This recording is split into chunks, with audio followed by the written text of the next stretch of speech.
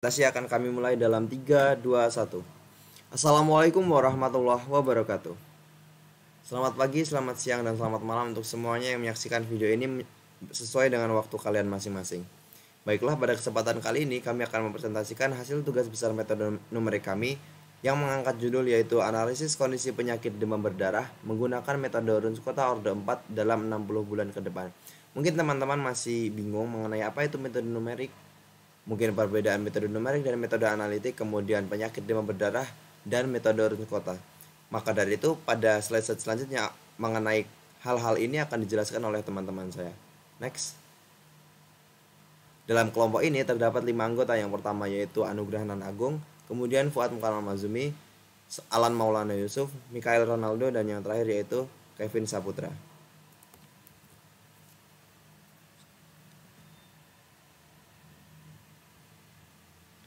Definisi metode numerik. Metode numerik adalah teknik penyelesaian permasalahan yang diformulasikan secara matematis dengan cara operasi hitungan. Dalam metode numerik ini, dilakukan operasi hitungan dalam jumlah yang banyak dan prosesnya berulang. Sehingga dalam prakteknya perlu bantuan komputer untuk menyelesaikan hitungan tersebut. Tanpa bantuan komputer, metode numerik tidak hanya memberikan manfaat. Manfaat mempelajari metode numerik yaitu seperti menangani sistem persamaan besar, ketaklinieran, dan geometri yang rumit, yang dalam masalah rekayasa tidak mungkin dipecahkan secara analitis. Next. Perbedaan metode numerik dan analitik.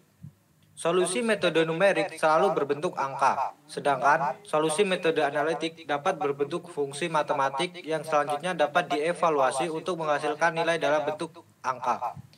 Solusi dari metode numerik berupa hampiran, sedangkan metode analitik berupa solusi sejati.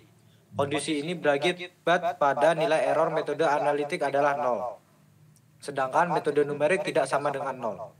Metode analitik cocok untuk permasalahan dengan model terbatas dan sederhana, sedangkan metode numerik cocok dengan semua jenis permasalahan. Next. Selanjutnya latar belakang dari studi kasus yang kami angkat. Demam berdarah merupakan penyakit akibat nyamuk yang berkembang paling pesat di dunia. Negara beriklim tropis dan subtropis beresiko tinggi terhadap penularan virus tersebut.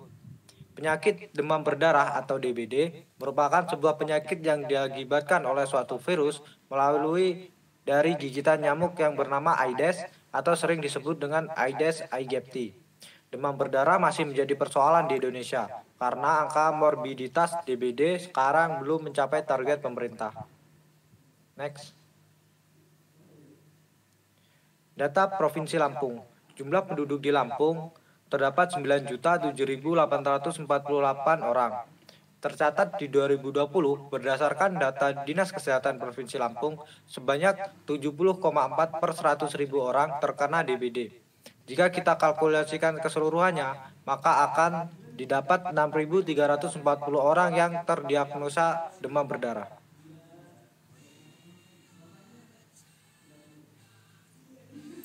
Selanjutnya, metode Runskota.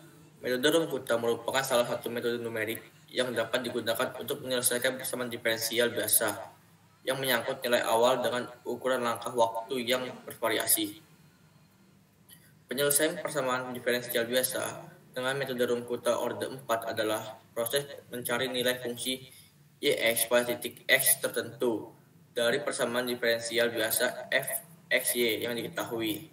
Pada metode Runskota memiliki 3 kelebihan, yaitu ketelitian yang cukup tinggi, selanjutnya langkah yang membutuhkan sedikit nilai, yang ketiga derivatif, tidak memerlukan turunan fungsi. Next.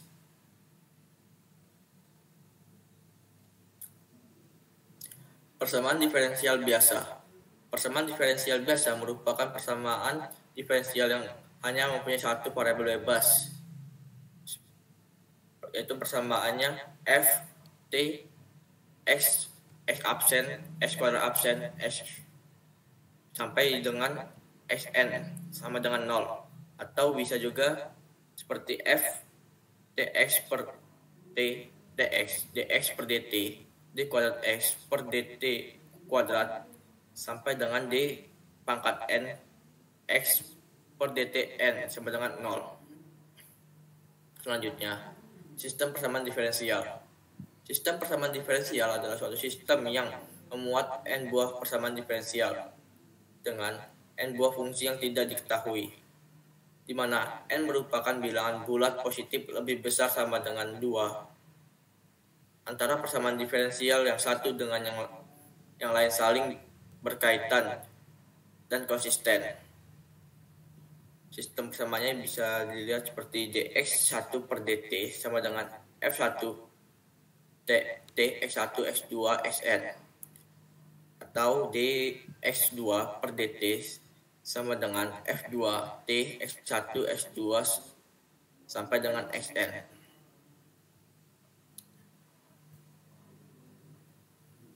Nilai awal. Masalah nilai awal merupakan masalah penyelesaian suatu persamaan diferensial dengan syarat awal yang telah diketahui.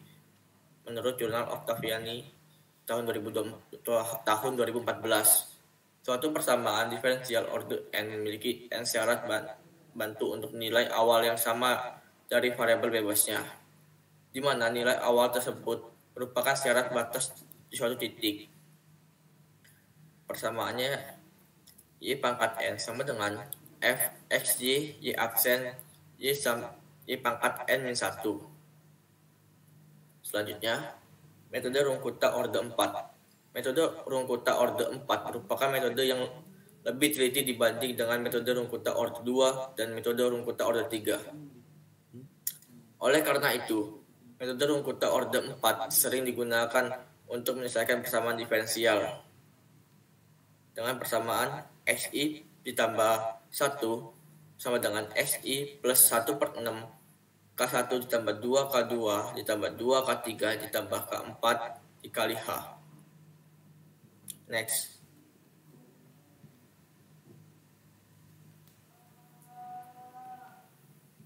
Model epidemi SIR.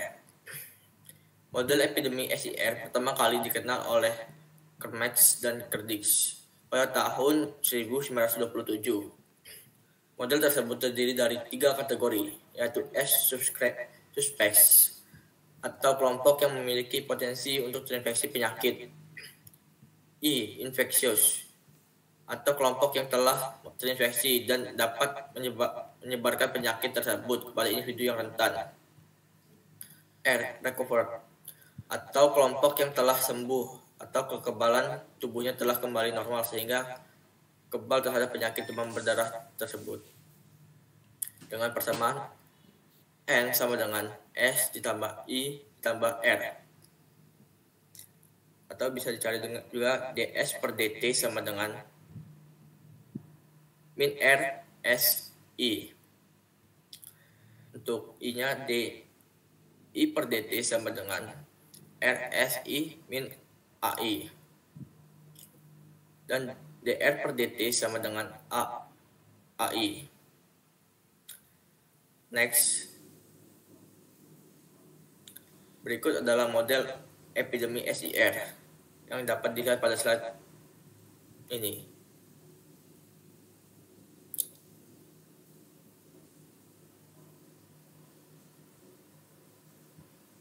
Solusi analitik model epidemi SIR pada penyebaran penyakit demam berdarah.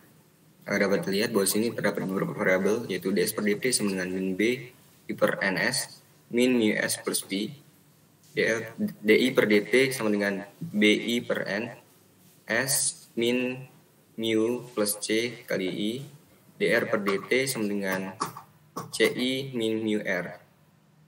Kemudian solusi numerik model epidemi SIR pada penyebaran penyakit demam berdarah dengan metode Runge-Kutta orde 4. Dapat dilihat di sini bahwa kita perlu memperhitungkan tiap-tiap variabel sehingga akan menghasilkan nilai yang nantinya akan disimulasikan pada program MATLAB. Di mana di sini SI plus 1 sama dengan SI plus 1 per 6 kali K1S plus 2 K2S plus 2 K3S plus K4S dikali H.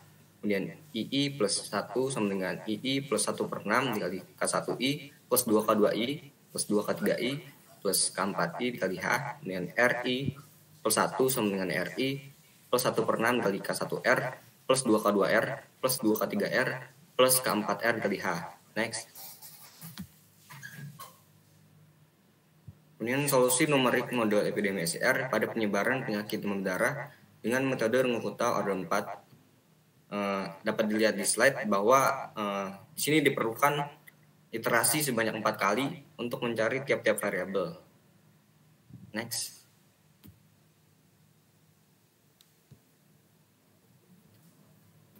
Penentuan syarat awal yang digunakan pada model epidemi SIR.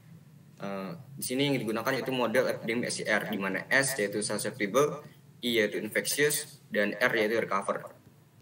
Di mana nilai S di sini berbanding dengan N yaitu total populasi yang ada di Provinsi Lampung, yaitu S yaitu sama dengan 9.007.848 berbanding dengan 8.995.168.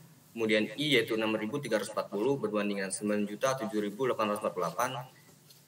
Kemudian R yaitu 6.314 berbanding dengan 9.007.448 dengan total populasi atau N yaitu 9.007.848, laju penularan yaitu 0,67, laju kesembuhan yaitu 0,05, dan laju kematian yaitu 0,03333 per bulan. Di mana data ini diperoleh dari Dinas Kesehatan Provinsi Lampung. Next. Sesuai dengan data yang diperoleh, maka model epidemi SIR pada penyebaran penyakit demam berdarah di Provinsi Lampung dapat diformulasikan sebagai berikut, di mana DS per DT sama dengan 0,67 per 9.007.848, IS min 0,333 S plus 9.007.848, kemudian DI per DT sama dengan 0,67 per 9.007.848, IS min 0,03333 plus 0,5 L dikali L, kemudian DR per DT sama dengan 0,05 L min 0,0333 R.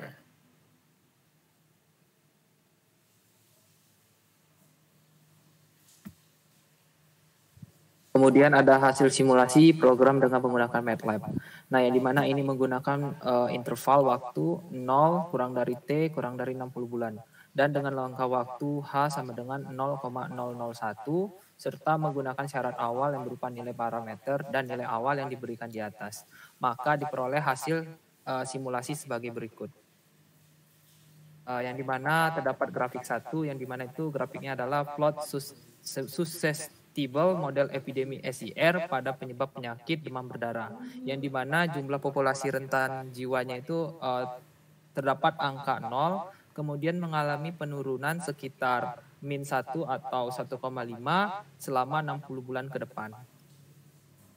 Kemudian terdapat grafik kedua, yang dimana grafik kedua tersebut adalah plot recovered model epidemi SIR pada penyebab penyakit demam berdarah, yang dimana jumlah populasi sembuhnya itu sekitar 6.000 sampai 6.500 jiwa di awal bulan, kemudian mengalami penurunan selama sebanyak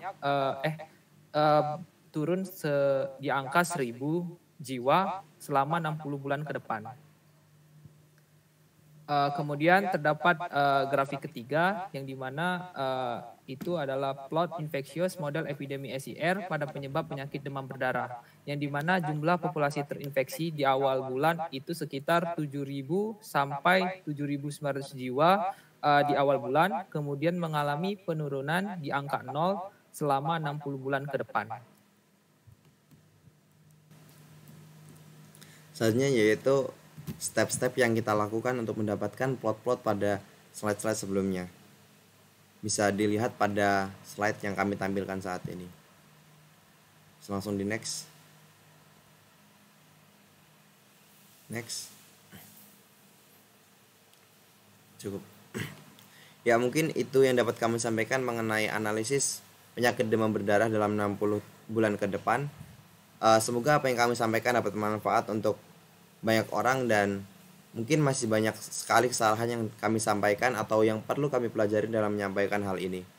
Kami selaku mahasiswa mohon maaf apabila dalam penyampaian kami ada yang kurang ataupun hal-hal yang kurang berkenan dan hal yang dapat menyinggung teman-teman sebagai penonton. Saya ucapkan terima kasih. Mungkin sekian dari kami. Wassalamualaikum warahmatullahi wabarakatuh.